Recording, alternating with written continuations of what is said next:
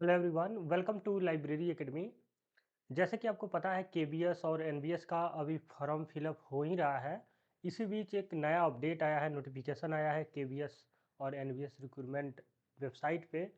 इसके जो exam date है टायर वन का, उसका डेट अनाउंस कर दिया गया है। तो जैसे कि आप बोर्ड पे देख सकते हैं, केबीएस एंड एनबीएस लाइब्रेरियन 2025 का एग्ज़ाम डेट अनाउंस हो गया है। जो डेट है वो है आपका 10 और 11 जनवरी 2026। हम लोगों को उम्मीद था कि जो एग्ज़ाम है वो लगभग फरवरी लास्ट या मार्च के फर्स्ट वीक तक जाएगा, लेकिन इन लोगों ने लगभग 1.5 मंथ हम लोग के जो अनुमानित समय था, जो हम लोग एक अपना एक एक्सपेक्टेशन था कि इस डेट तक हो सकता है, वो डेट से पहले ही एग्ज़ाम डेट अनाउंस कर दिया गया है। तो हम लोग के पास सिर्फ 50 दिन बचे हैं और 50 दिन में हमें कैसे एग्ज़ाम क्वालिफ़ाई करना होगा, क्योंकि सबसे बड़ी बात है कि अगर हम प्री ही क्वालिफ़ाई नहीं कर पाएँ अगर, तो मेंस में हम फाइट ही नहीं कर पाएँगे। क्योंकि लाइब्रेरियन इंफॉर्मेशन साइंस के फील्ड के जो स्टूडेंट होते हैं, इनका ज़्यादातर फोकस लाइब्रेरी साइंस पे होता है।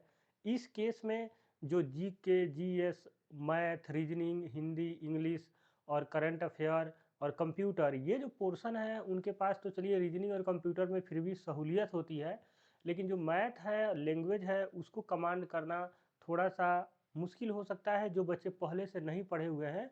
और जैसे कि आप जर्नल कंपटीशन का कट ऑफ देखेंगे, जैसे कि एसएससी सीजीएल या स्टेट लेवल का जो एसएससी टाइप के एग्जाम होते हैं जिसमें जीके, जीएस, मैथ, रीजनिंग ये सब पूछा जाता है, वहाँ पे आप देखेंगे तो 80% से ऊपर कट ऑफ देखने को मिलता है। जैसे कि अभी बहुत सारे बिहार में भी एग्जाम हुए हैं या आपका सीजीएल वगैरह, तो 80-90 के बीच में कट ऑफ रह रहा है। 100 आउट ऑफ 100 में 80 to 90।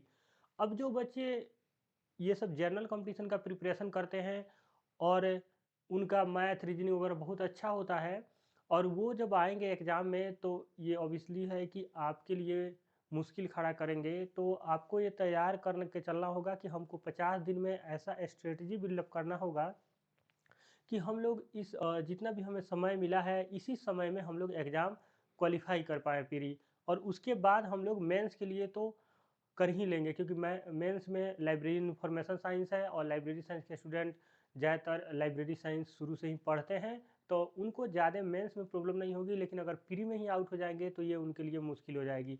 तो हम लोग थोड़ी सी बात करेंगे कि 50 दिन में कैसे हमको एग्ज़ाम प्री क्वालिफाई करना है। इसके अलावा हम लोग उन सभी टॉपिक पे भी फोकस करेंगे कि किन किन टॉपिक पे हमें फोकस करना होगा, क्योंकि अगर आप ऑन एवरेज देखेंगे, जैसे कि हम लोग सिलेबस देख सकते हैं। सबसे पहले हम लोग देखिए, ऑफिशियल नोटिफिकेशन है इन्होंने नॉन टीचिंग और टीचिंग पोस्ट के लिए। आप देख सकते हैं यहाँ पे टायर वन एग्जामिनेशन के लिए 10 और 11 जनवरी का इन्होंने डेट अनाउंस कर दिया है। तो ये ऑफिशियल है, इनके ऑफिशियल वेबसाइट पे भी आप डाउनलोड कर सकते हैं और यहाँ भी देख सकते हैं। अब बात करते हैं हम लोग एग्ज़ाम की कि हमें कैसे एग्ज़ाम क्वालिफाई करना होगा। तो देखिए, यहाँ पे 6 कंपोनेंट है, यानी कि जो सिलेबस है हमारा टायर वन का, उसमें 6 पार्ट है। Part one, part two, part three, part four, part five, part six.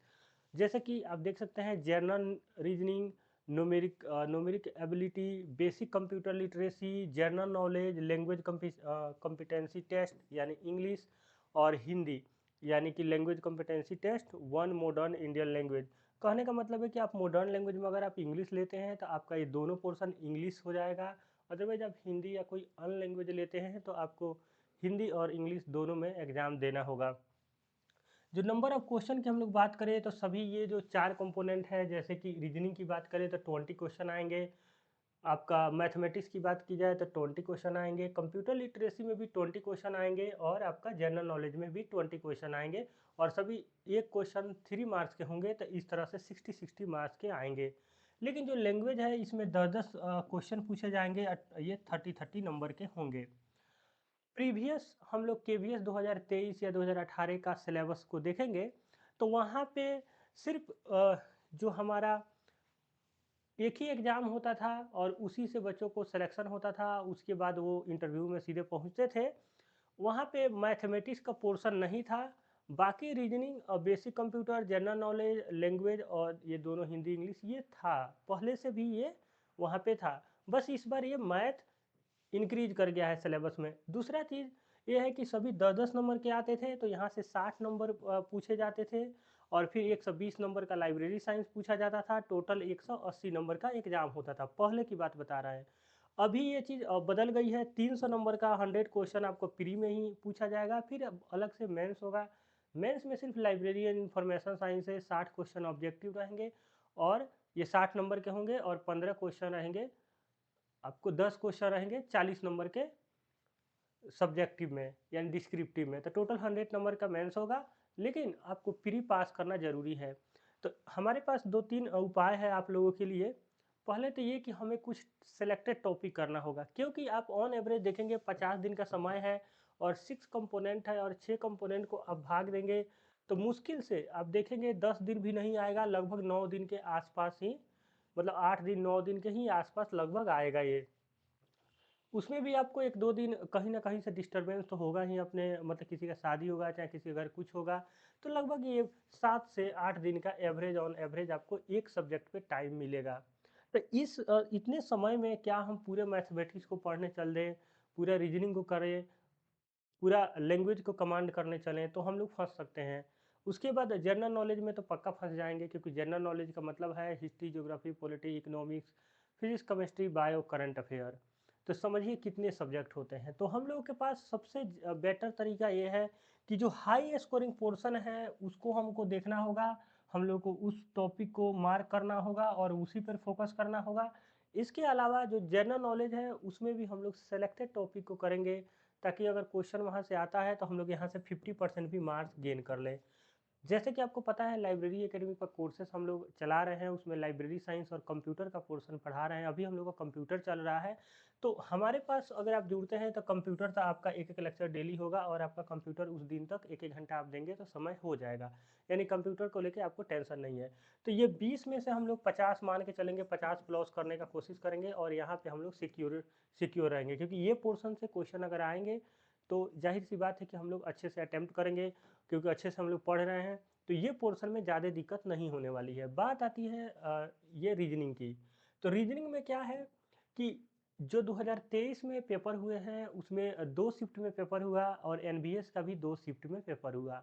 तो हमारे पास 4 पेपर हैं, और 4 पेपर का हम लोग के पास रीजनिंग का 40 क्वेश्चन है, 10-10 क्वेश्चन। तो वो 40 क्वेश्चन का हम लोग डिस्कशन कराएँगे आपको, मैं कराऊँगा डिस्कशन, और उसमें हम लोग टॉपिक को उस समय जब डिस्कशन कराएँगे लोग, तो वहाँ पे साइड में हम लोग लिख लेंगे कि कौन-कौन से टॉपिक इस 40 क्वेश्चन में कौन-कौन से टॉपिक हमसे पूछा गया है। इससे हमें ये अनुमान हो जाएगा कि कौन-कौन टॉपिक आए हुए हैं। उसी टॉपिक को हम लोग यहाँ पे पढ़ लेंगे। रीजनिंग कवर करना ईज़ी होता है। बात आता है जनरल नॉलेज का। जनरल नॉलेज के साथ भी हम लोग यही करने वाले हैं, जो प्रीवियस 4 पेपर है उसको एनालिसिस करना होगा, और कौन-कौन से टॉपिक पर फोकस कर रहा है उसके अकॉर्डिंग हम लोग इसमें भी चलेंगे। लेकिन ये आपको कैसे पता चलेगा, जब मैं रीजनिंग कराऊँगा उस समय आपको टॉपिक बता दूँगा, जनरल नॉलेज कराऊँगा उसमें टॉपिक बता दूँगा। अभी भी मैं बताऊँगा आपको कि कौन-कौन से टॉपिक इंपॉर्टेंट है, आप बने रहिए। और लैंग्वेज कॉम्पिटेंसी में भी हम लोग को देखना होगा कि लैंग्वेज में कहाँ से पूछा जा रहा है। उन सब टॉपिक को थोड़ा-थोड़ा यूट्यूब पर 1-1 घंटा का रिवीजन करेंगे लोग, और इसको बहुत ज़्यादा किसी पे भी हम लोग फोकस नहीं कर सकते, लेकिन सबसे ज़्यादा अगर 3 चीज़ों पे फोकस करना होगा, मैथ, रीजनिंग और कंप्यूटर। मैथ, रीजनिंग और कंप्यूटर, क्योंकि ये जो पोर्शन है टोटल आपका 180 नंबर का है, और ये स्कोरिंग होता है। मतलब अगर आपका रीजनिंग अगर आपने कर लिया तो यहाँ से 50-55 प्लस आप कर सकते हैं। फिर अगर न्यूमेरिकल एबिलिटी कर लिया तो यहाँ से भी 50 प्लस कर सकते हैं, और बेसिक कंप्यूटर भी कर लिए तो आप 50 से 50 टू 55 प्लस कर सकते हैं। तो ये जो पोर्शन है यही हम लोग का रिजल्ट बनाएगा, और इसी पर हम लोग का ये मतलब ये अगर आपका अच्छा चला गया तो 90% चांस रहेगा कि आप प्री क्वालिफाई कर जाएंगे। और यहाँ पे भी हम लोग को करना होगा, लेकिन वो हम लोग आगे बढ़ते हैं कि कौन कौन टॉपिक पर हम लोग को फोकस करना है। जैसे कि मैंने कुछ टॉपिक भी लिखा है।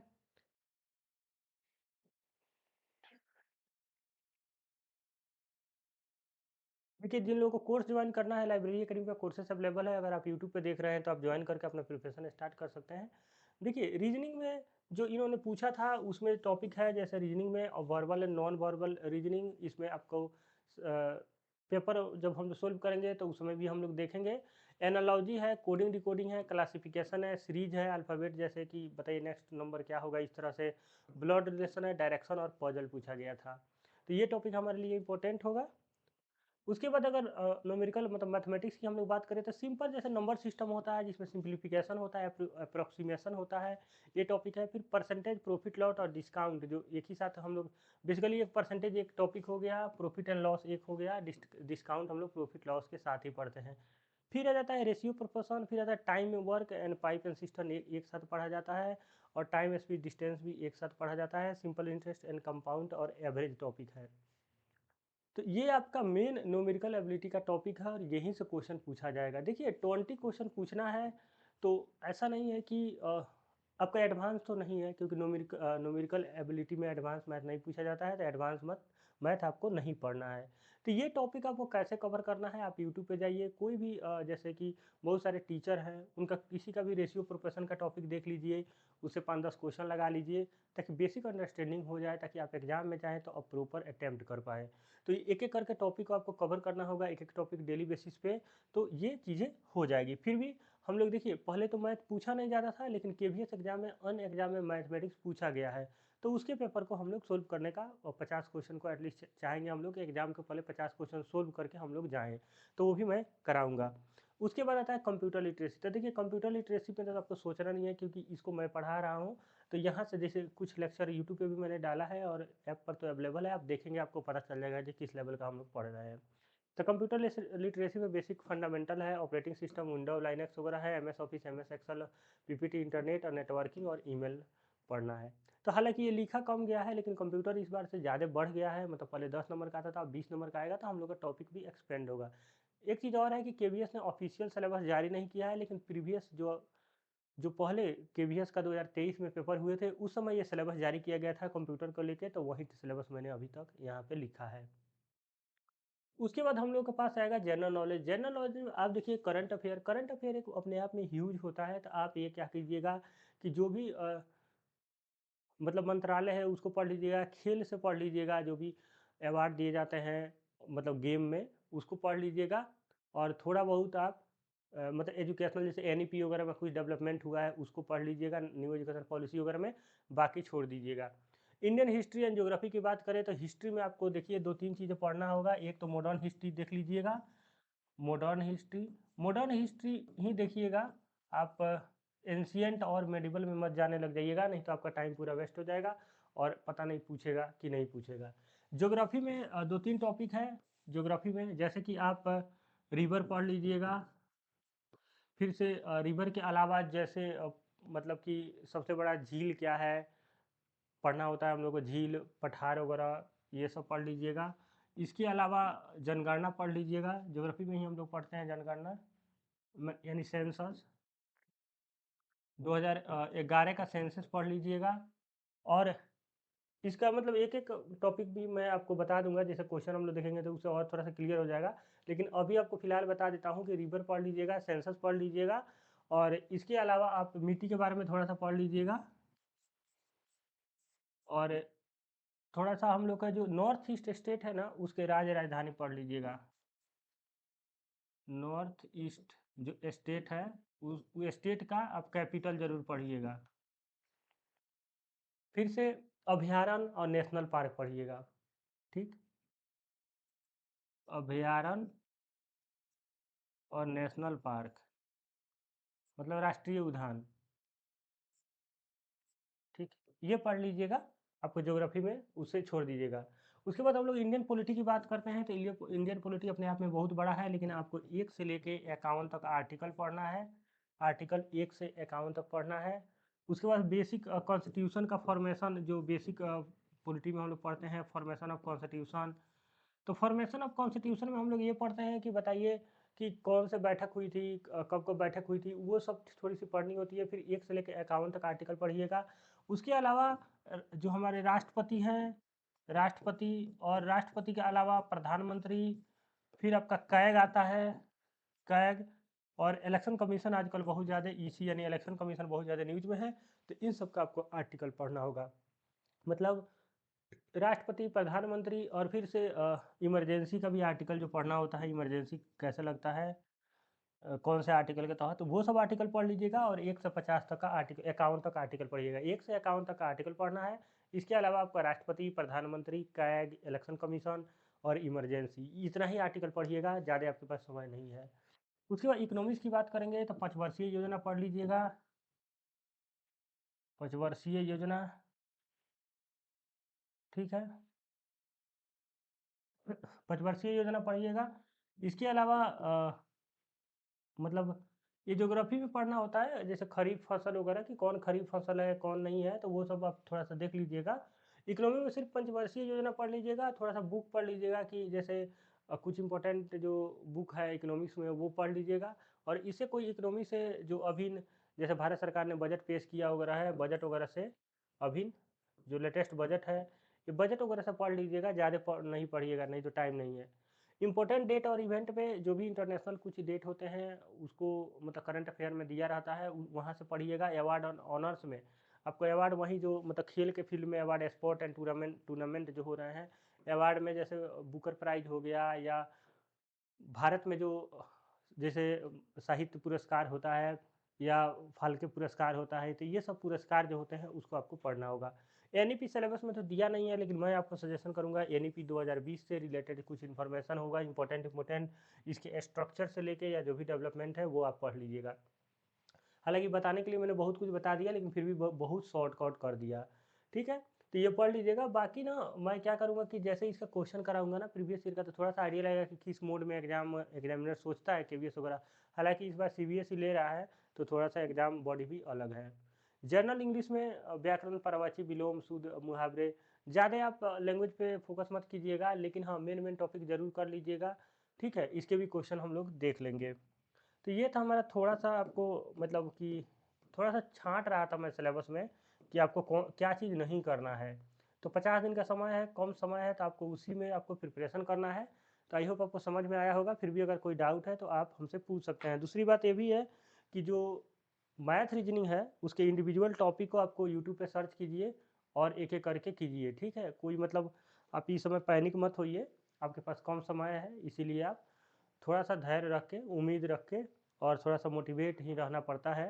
धैर्य रख के पढ़ाई कीजिए, आपका प्री हो जाएगा। प्री हो जाएगा तो फिर मेंस में ज़्यादा दिक्कत नहीं होगी, क्योंकि मेंस में आपको लाइब्रेरी साइंस है और उस पर डिस्क्रिप्टिव है। Thank you for watching. मिलते हैं नेक्स्ट वीडियो में नए नॉलेज के साथ।